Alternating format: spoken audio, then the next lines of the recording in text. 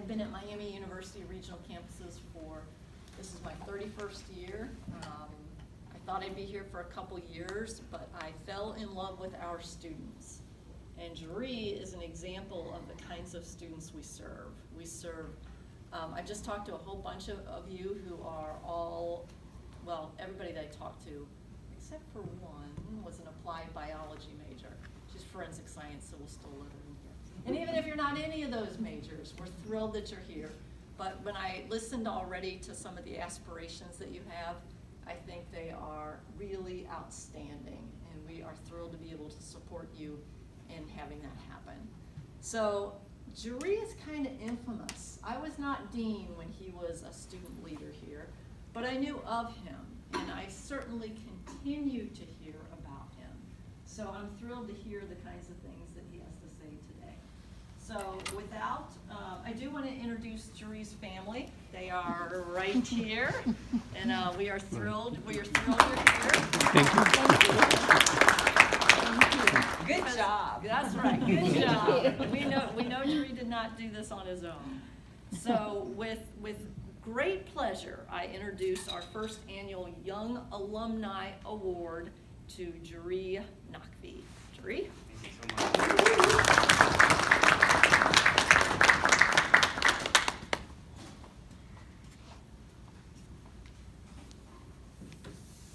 Already nervous, so one second.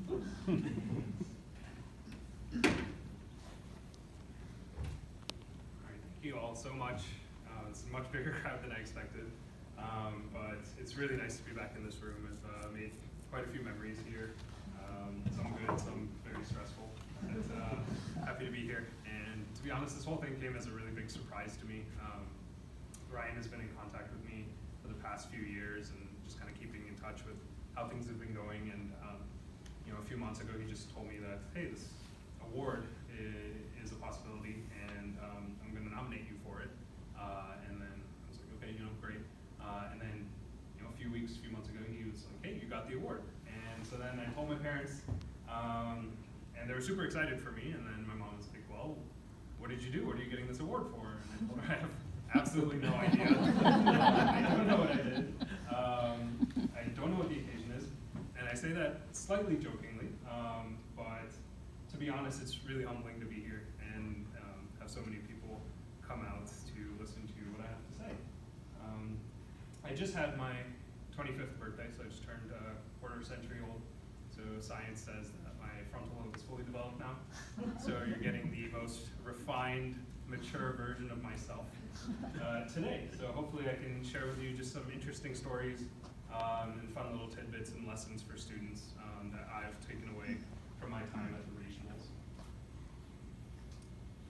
So it's really not very formal. I just have some notes here. So I'll just kind of run through things. But I invite you to kind of come along with me as I reflect on my journey and how really the regionals have shaped my professional life, personal life, and set me up for a successful future. So first and foremost, the crazy thing is I almost didn't come here. I was never a very serious student in middle school, high school. I just kind of coasted by. Thankfully had some natural intellect to just kind of coast by. My main priority was playing video games. And when I first got glasses, my optometrist asked me, how much time are you spending in front of the screen? And I think I said something like 12 to 14 hours a day. So that's where my priorities were.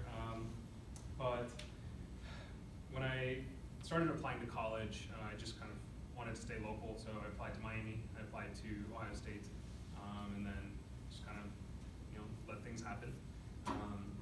And I was actually set up to go to University of Cincinnati, just because I thought, that's the thing to do. I'm from Cincinnati, I'll go there. And so I attended the orientation, had no idea what I was doing, signed up for a few classes, and then came home. And then my brother told me that that's probably not a great idea, because he personally had some experience at University of Cincinnati, and then came here to the Miami regionals, and then eventually Oxford. And he said this was definitely the place to be. And so 3 days before the start of my freshman year, on that Friday, I came with my brother. He gave me a personal tour of the campus, and I got force added into every single class because everything was full. And so that's actually how I started my journey here. So I came from Lakota West, just a little bit down the street, and actually during the last 2 years of my high school, I attended Butler Tech, vocational school. And I attended their health science program because, one, I thought it would be a little bit easier and would give me more time to focus on the thing I really wanted to do, which is play video games.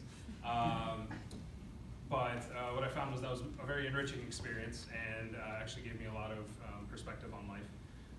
But what I liked about Butler Tech that I relate to the regionals when I came here is small class size. Everyone's very intimate. My entire class size was like 200 or so in high school, and that's pretty good amount of people to kind of become friends with. And obviously all the teachers knew us. So when I came here, that's the main thing that I noticed and that I valued. That how much investment professors, faculty, staff, everybody has in each other. And the other thing I really valued about here was seeing how kind of real the people are. The students, people come from all sorts of backgrounds. It's very diverse. We have students who are working full-time jobs. We have people traveling from all across the country, and to have that kind of perspective in the classroom is really enriching. With that being said, the first 3 or 4 days of school here, I was completely terrified, and I wanted to actually drop out because I was so scared of what the college experience was looking like. I signed up for 18 credit hours my first semester, and just being thrown into it, nobody takes any mercy on you. You're an adult now, so you have to take care of yourself, and I found that really, really difficult. And the thing that saved me really was the support of obviously my brother who goes here, but then also my close friends, Sean Qureshi, one who's here tonight, and his brother, Shar Qureshi, who were basically my mentors when I came to this campus. And reluctantly, they dragged me along to a student government meeting, which I had no interest in being a part of at the time. But being dragged into that meeting, seeing kind of the collegiality, the friendliness, the support within that environment, they made me a part of their group, and I started to feel a little bit more comfortable with the people that were around me. And so that's kind of how I stayed at the regionals. Academically, always very challenging, but really I think what I was lacking was kind of the support when I came here. But really the first avenue into getting that support was getting involved. So that's really my first lesson that I learned is get involved, and I found every opportunity to get involved. So really the student government was the key for me. Doesn't have to be the key for all students, but basically the idea is find something that you're passionate about and then get involved in it. So I started my first year as senator, where I was just kind of learning the ropes of how Robert's Rules works, how to organize a meeting, how does a meeting get conducted by professionals, and then how do you make tangible change in a campus atmosphere and in a community. And then the second year, when my friend Sean was serving as president, I applied for marketing director, mostly because I wanted people to call me MD as kind of a foreshadowing for my future, which Sean did a lot of, so thank you for feeding my ego. But really that helped me kind of develop these graphic design skills, which were non-existent for me, but I thought, hey, I'll make some flyers, I'll have some fun, and that really turned into something that was a big hobby of mine, so learning Photoshop, Illustrator. Came out of this completely random opportunity, and now applying to residency as a professional, I bring a portfolio to my interviews that has the graphic designs that I've worked on over the past few years. So I think really the lesson there is you have no idea what's going to come out of getting involved in something, so definitely throw yourself out there. There's so many opportunities here. There's a student government, campus activities committee, you can serve as an orientation leader, et cetera. The opportunities are completely endless. After that, again with Sean's mentorship, I ran for president of Student Government Association, and I was kind of taken under his wing. I started to learn a little bit more about delegating tasks, learning responsibilities, and this was really a glowing spot on my resume, but what I took away from it was actually more of the intangible skills.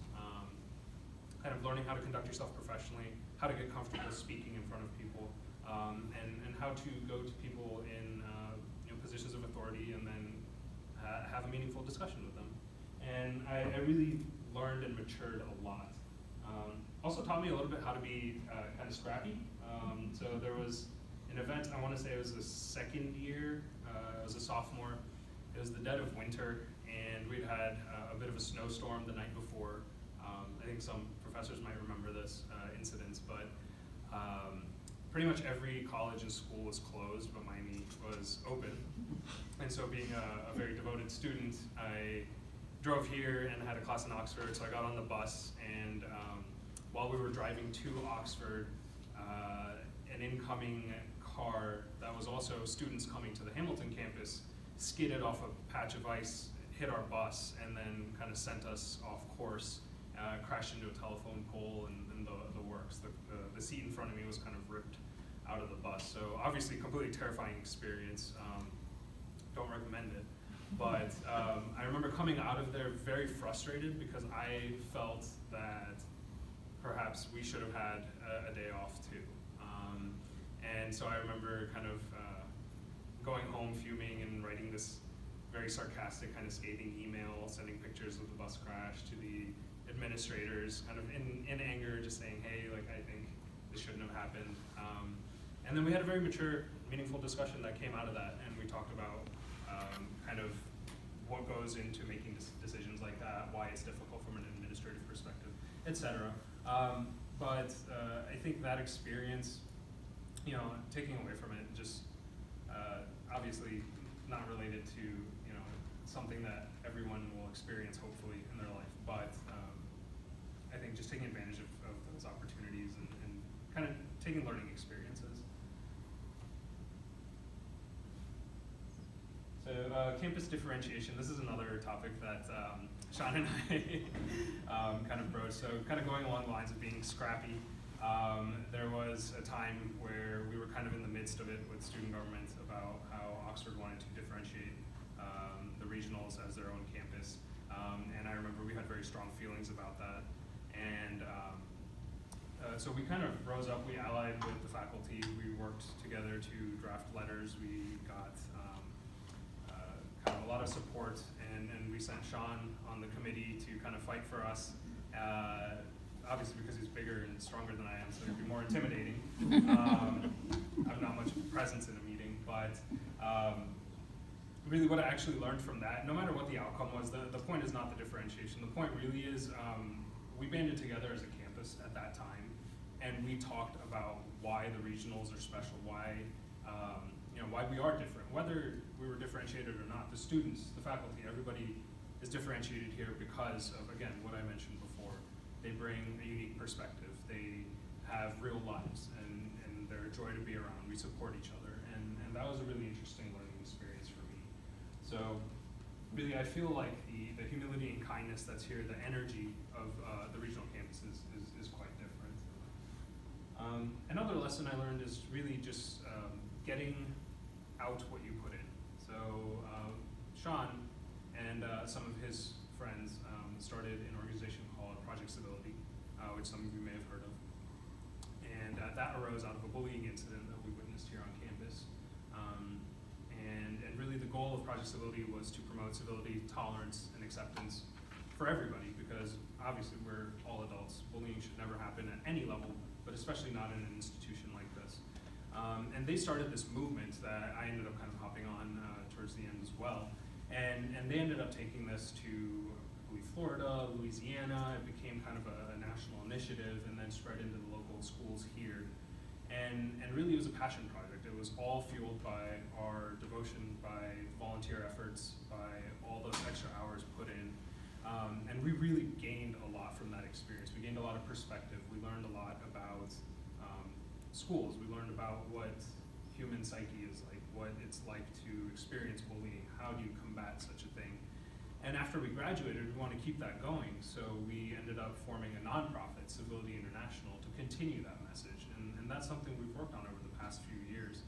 And again, this came out of a complete passion project. It's what you get out of it. We could have stopped it at any point. After we graduated, we had no inclination to continue.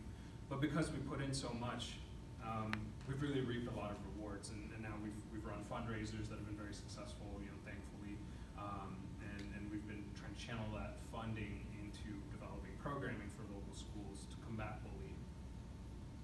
So you never know what's gonna come from your experiences.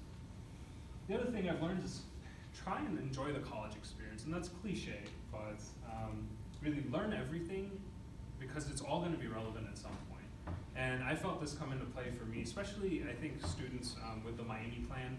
Sometimes we're forced to take classes or put in positions where we have to take a class where we might not be the most enthusiastic about it, where we think it might not be relevant to our future interests.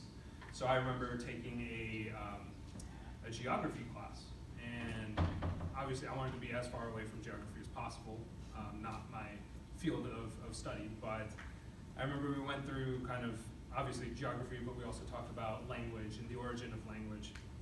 And at that time I was working at the children's ER, doing some scribe work for physicians. So we would go room to room, see patients, and then I would write the notes for the encounter and do the billing and things like that. And I remember in my downtime, the doctor that I was working with was playing some sort of music, and he just started questioning me. He's like, hey, like, what language of origin do you think this is? Or like, where do you think this came from? And obviously I can't have an intelligent discussion about that because I don't know anything about the origin of languages, but I drew upon some of my geography class experience, and we were able to talk about some of this, and he took a strong interest in me because of that. And we worked together multiple times after that, and because he took a liking to me, he actually wrote one of my letters of recommendation for medical school. And so we developed this seemingly random relationship, which I don't know if I would have made if I didn't have that little piece of language knowledge. So you never know what's going to come out of your classes. The other thing, the personal finance class. Again, I had really no interest in anything like that, but for the project for that class, what I ended up doing was doing a financial analysis on kind of the cost of medical school, what the best way to make it affordable, how to reduce costs, things like that. And I turned that into an entire project, and I was able to talk about that during my interviews. And then when I got into medical school, I was able to employ those kind of principles that I learned. And then I turned that into a teaching experience. So medicine always says you see one, do one, and then teach one, and then you're an expert. So I ended up teaching on these principles by starting an organization at school, business and medicine. And so I talked about taxes, finance, how to minimize costs, things like that. Very riveting stuff, but I found that a really enriching, useful experience that I, again, never would have had otherwise. And that actually helped inspire me to pursue my MBA as well. And so now that I have that, I never knew kind of where that would take me. And kind of along those lines, I used the knowledge from that class from the MBA to start a company that is gamifying medical education to make learning medicine fun. So again, never know what will come through the door. And then speaking of finance, you're all very blessed here to take advantage of the opportunity of a lifetime. I received my entire 4-year medical education, and this was a little bit more difficult in the past, but now that you have a full degree here, it's more easy than ever. But I received a full high-class education for $24,000, and that's a hard bargain. You're not going to find that anywhere else. And if you want me to put that in perspective, that much money won't even cover 1 semester of my medical school education. And I really, obviously I learned a lot in medical school, but the experiences here are infinitely more enriching. So they say the best CEOs make sure that they are the least knowledgeable ones in the room. They want to make sure that at all times they're in awe of the people around them. And I think that's easy here as a college student when you really don't have too much knowledge, but you come here and my lesson here is kind of keep an open mind, stay humble, and then see what you can learn. Because you are surrounded by some very talented, very knowledgeable people, and you never know where those lessons are going to take you. Another lesson, work hard because the regionals are not a break. I don't know if this notion still exists or where it really came from. Some people think the regionals are a place to come to take easy classes and then get out. And I think Dr. Ripster and I will vouch that that's absolutely not true. Her evolutionary biology class is one of the most challenging things I've ever taken. I think I just spent 20, 30 hours on studying for that final. But really what it did was prepare me for the rigor of medical school. It made me into a professional. It kept me accountable. And I was responsible for maintaining a full workload. And take advantage of that. Because here is no different than anywhere else. You're going to get a world-class education, and don't let anybody tell you otherwise. take advantage of student work opportunities. So I think most of these pictures up here were from when I was an orientation leader, which was super fun time. One of the most fun times from my undergrad experience. I learned to enunciate my name clearly because I went through an entire orientation session where the one student kept calling me Tree. That was my name. So always enunciate. And then I also learned not to talk and walk backwards because you will end up on your butt in front of a group of people. And they'll never take you seriously for the rest of the day. But seriously, if it's working in the lab, if it's working in the library, if it's in the greenhouse, there's a wealth of experiences to be gained through the regionals. Next, immerse yourself in your field. I mentioned a few experiences that I had working in the ER and kind of getting hands-on in medicine. I spent some time shadowing local physicians. But one experience that came from here, I was very lucky to apply for and be accepted for a scholarship through Oxford, where I got a small sum of money just for academic achievement. And I used that to attend a summer course where I learned how to be an EMT. And so we spent the 3 months from my summer, from freshman year to sophomore year, learning how to drive an ambulance, take care of acutely sick people. And I ended up serving as a volunteer firefighter for the Oxford Fire Department for about 2.5 years. And that was an amazing experience. And again, something that I think about to this day, some of the lessons that I've learned, cool stories that I like to share, and obviously something to talk about in interviews as well. So just try to immerse yourself, whatever your field is, whether it's medicine or not, try to get in there, see what the daily life is like, but then also kind of see what the ancillary things are like. So don't just worry about being a doctor. What does a nurse do? What does their daily life look like? What does an EMT do? What does it look like before a patient comes to the hospital? Things like that. I think try to think about your own field like that, because you'll gain a lot more perspective when you go into it, and you'll be able to talk about it very intelligently and have a deeper understanding. Additionally, I serve on the Biology Advisory Committee, which is a great honor on this campus. So we recently had a meeting a few months ago. We talked a lot about kind of developing the regionals further. Just from my short time away, my 3-4 years away, I've seen it grow so much, obviously with the offering of degrees and with the development of kind of more immersive experiences. We've been talking about offering more internship opportunities, more work experiences for students, establishing job shadowing opportunities, again, no matter what field you're in. These are all very important things. So I'm really happy to see kind of where the regionals are going and how they continue to grow and strengthen. And so today's students, you guys are more lucky than ever, because this is the prime, really.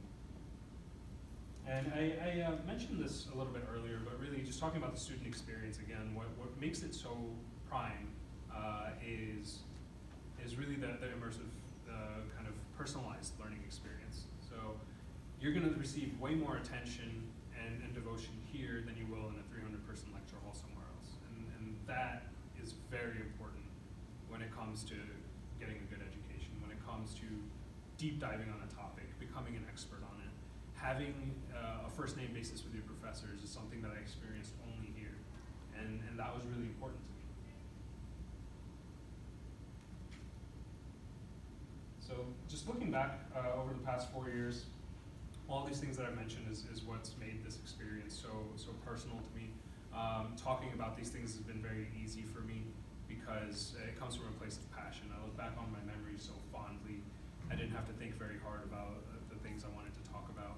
And I think that says a lot. It says a lot about the experience that I've had here and the experience that anybody can have here. So thank you really to all of you for coming. Thank you for the faculty and staff for making this a really excellent institution of learning. And then thank you for students for bringing such a wonderful personality to the campus, one that made me smile and learn on a daily basis. So in summary, I'm really proud to receive this award. Thank you all so much. I'm very proud to be an alumni of this campus. I will always be in support of it. I will always be here to offer my help in any way possible. And I really believe that this place embodies the true meaning of love and honor. So, thank you.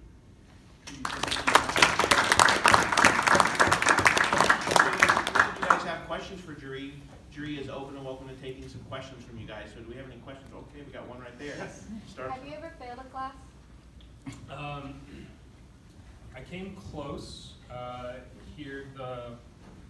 It was in Oxford actually. It was my organic chem lab, and I had a notoriously difficult professor, and that was a really challenging time. So I came close. I did get an F in science in middle school, but maybe that's not relevant. Don't tell my future patients. I'm much better now. But yeah, I've come close, absolutely.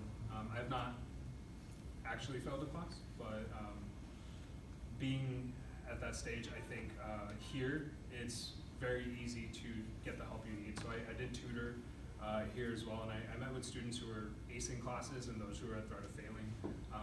And professors personally took an interest in those students and sent them to tutors like myself. And I think that's really special too, that professors are so in tune with their students, they're so invested in their success that they're gonna send them to get the help they need. Thank you. What changed your priorities from playing video games to wanting to be a doctor? Yeah, so I think medicine was always on my mind. I always wanted to be a doctor. I was never like trying to be a professional video gamer or anything. But I never knew why I wanted to be a doctor. It was just something that was in my head. And I think really what it required was that mentality shift. When I came here, I realized that this is serious business. You know, I told you how I felt the first 4 days. I remember it was like the Thursday where I was close to having an anxiety attack about how am I going to manage this course load? How am I going to do this? And that really kicked me into gear and required me to focus. So I ended up putting down video games and putting my head in the books a little bit more. So for me it was fear. For other people it might be a different motivator, but I think if you ever feel like you're stuck in a rut, if you feel like you're lacking motivation, or if you're losing sight of the goal, I encourage you to, again, if just speaking from my experience, if it's medicine you want to pursue, go shadow a doctor, go see what they do on a daily basis, and see if you can spark that kind of passion for doing that. And when you have that future goal in mind, I think that helps a lot.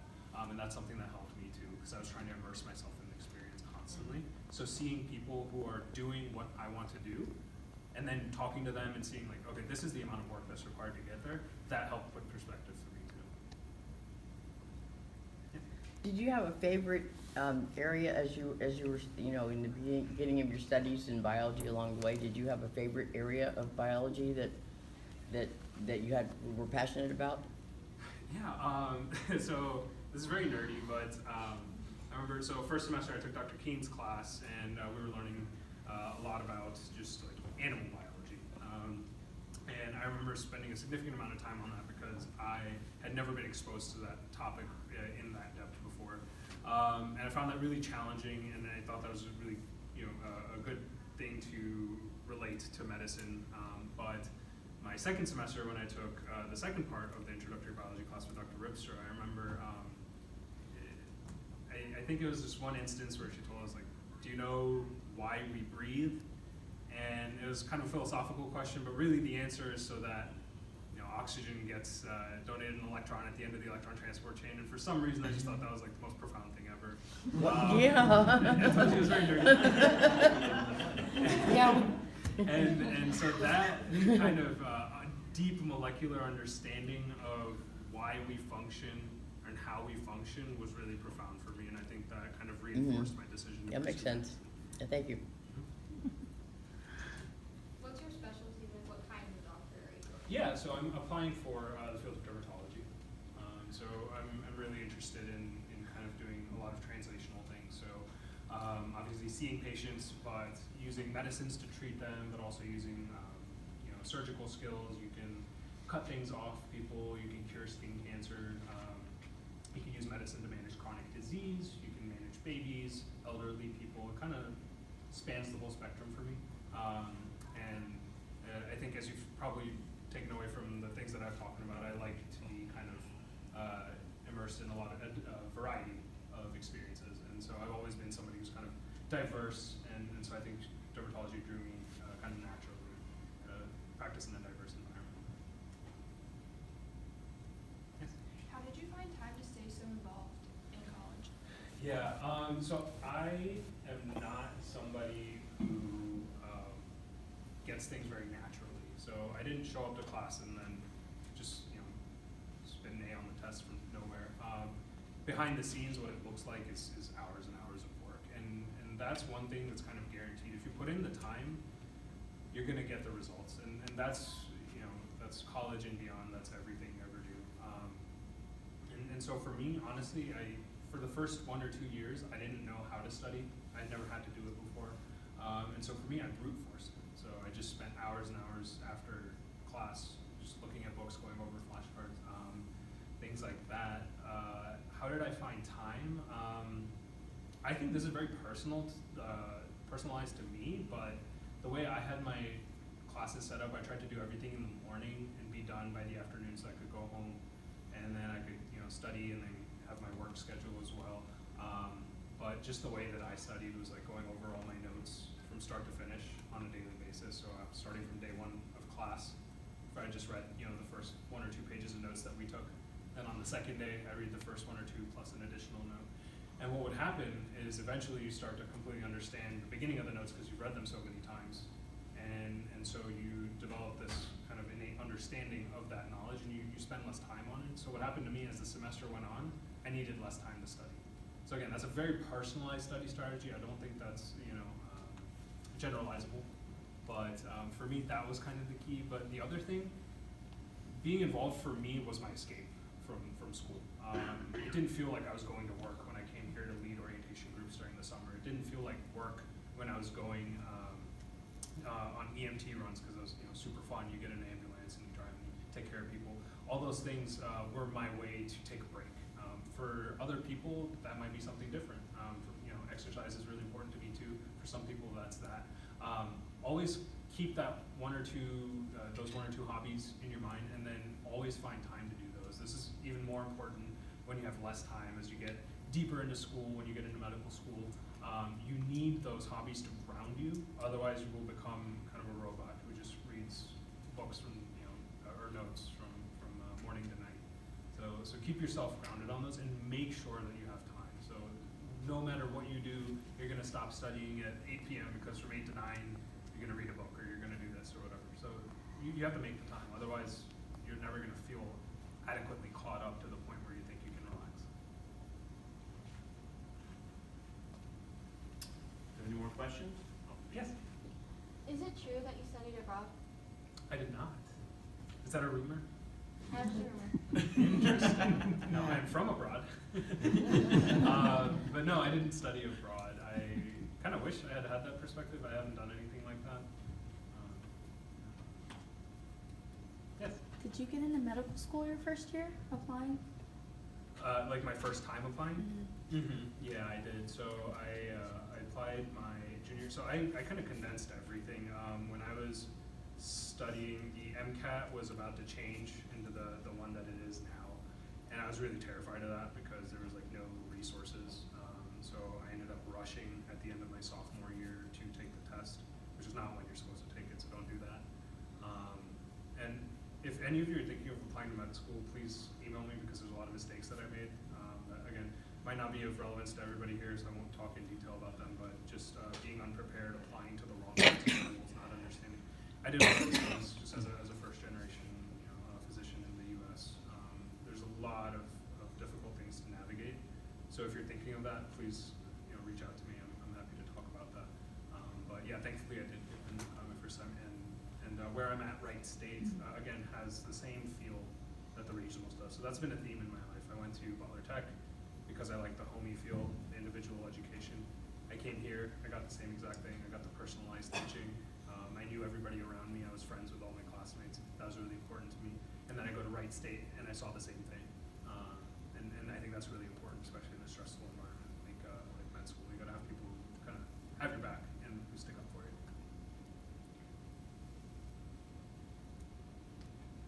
Anything else? Right. Any last questions before we conclude? All right, well, Jaree, thank you so much for sharing today. Stay with me at So, my name is Ryan Young. I'm the Alumni Director for the Regionals. One of the reasons that I wanted to have Jaree come in and speak today is because I want you guys to see and hear what product of the regionals look like. As a regionals alumni myself, one of the things I commonly heard is, oh, well, I'm just going to Miami Middletown, or I'm just going to Miami Hamilton. And I want to do something what I call destroy the just. I want to get rid of that, because going to Miami Middletown, going to Miami Hamilton doesn't keep you from accomplishing the things that you want to accomplish. And then bringing Jaree in is a perfect example of what that looks like. And so if you're sitting in this room today, don't say, well, I'm just here at Miami Hamilton, or I'm just at Miami Middletown, but be proud and know that you can go on and do the things that you dream to do and that you want to accomplish. And when I met with Jaree and I found out what all he was doing, one of the cool things about my job is I get to meet people who are doing incredible things. But it also gives me a chance to look at myself and I'm like, dang, man, what am I actually doing? I was talking with Sean about this before. Whenever I hear about all the things Jaree's doing, I'm like, man, I'm not actually doing anything. But it's fun to hear all the things he's accomplishing. And so Jaree, we're very proud of all the things you're doing. Like Kathy said, I believe in 10, 15 years you're going to come back and get the Young Alumni Award. But for now, it's the Young Alumni Award. We're so proud and happy to have you back and share with our students, your accomplishments and what you're doing. So before we award, I will go ahead and let everyone know that immediately following this presentation, we are going to go downstairs. We have a reception, so we have food and desserts available, and we'd love for you guys to all come down and join us.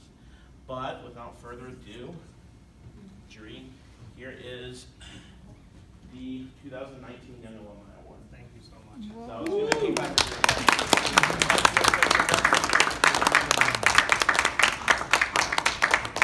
Okay. All right. Well, I will see everyone downstairs. Thank you for coming.